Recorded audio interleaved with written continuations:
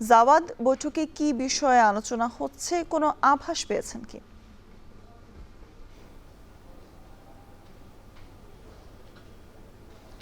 ধন্যবাদ স্বর্ণাব।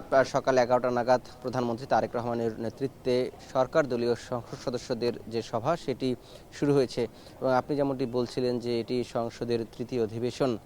নানা কারণেই তৃতীয় অধিবেশনকে গুরুত্বপূর্ণ বলা হচ্ছে। আপনি যেই প্রশ্নটি করেছেন যে এখানে আলোচনার আভাস, সেই প্রসঙ্গেই মূলত এই তৃতীয় অধিবেশন গুরুত্ব বহন করছে। আপনি জানেন যে চলমান গ্যাস সংকট রয়েছে, বিদ্যুৎ সংকট রয়েছে। এই বিষয়গুলো এই সংসদে এবার ধারণা করা হচ্ছে যে বিরোধী দল এই বিষয়গুলো নিয়ে সরব হবে। যারা এই সংশ্লিষ্ট দায়িত্বে রয়েছেন, সরকারের ভূমিকা কী বা তারা কী ধরনের এই বিদ্যুৎ নিয়ে, জ্বালানি নিয়ে, তেল নিয়ে কী ধরনের পরিকল্পনা নিচ্ছে, সেই বিষয়গুলো এখানে উপস্থাপন করা হবে।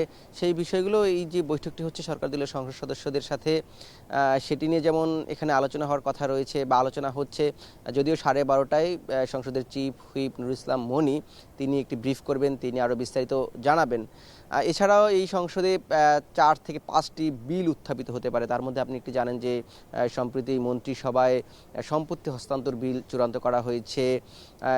সেই বিলে বলা আছে যে মা বাবা যদি সম্পত্তি সন্তানকে দান করে, তারা জীবিত থাকা অবস্থায় তারা সেটির ভোগ দখল করতে পারবে। এটি মূলত যে বাবা মা যাদের সম্পত্তি যাতে ভোগ দখল করতে পারে, অথবা তাদের সন্তান যাতে তাদের মা বাবাকে জীবিত থাকা অবস্থায় বঞ্চিত না করতে পারে, সেটিকে প্রতিরোধ করার জন্য মূলত এই বিলটি পাশ করা হচ্ছে।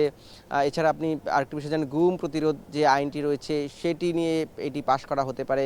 এছাড়া এই যে র্যাব বিলুপ্তি করে একটি নতুন বাহিনী করা হয়েছে পুলিশের অধীনে, সেটি নিয়ে এখানে আলোচনা হতে পারে।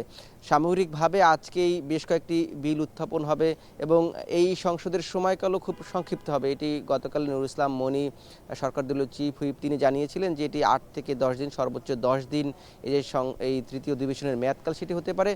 যদি জরুরি কোনো প্রয়োজন হয় তাহলে সেটি বাড়তে পারে। এবং এইখানে মূলত এই অধিবেশনে সরকার দল তাদের যে এই 6 মাসের কার্যক্রম সেটিও যেমন উত্থাপন করবেন এবং বিরোধী দল এই যে নানামুখী সমস্যা আছে সেটি উত্থাপন করবেন বলে এই সংসদ তৃতীয় অধিবেশনটি আরও বেশি গুরুত্বপূর্ণ হয়ে উঠছে এবং এই বিষয়গুলো নিয়েই মূলত সরকার দলীয় সংসদীয় সভায় আলোচনা হচ্ছে। এই ছিল এখন পর্যন্ত সংসদ ভবন থেকে তৃতীয় অধিবেশন ঘিরে আমার কাছে সবশেষ। সহকর্মী জাওয়াদ মাহমুদ আমাদের সাথে যোগ দিয়েছিলেন সংসদ ভবন এলাকা থেকে।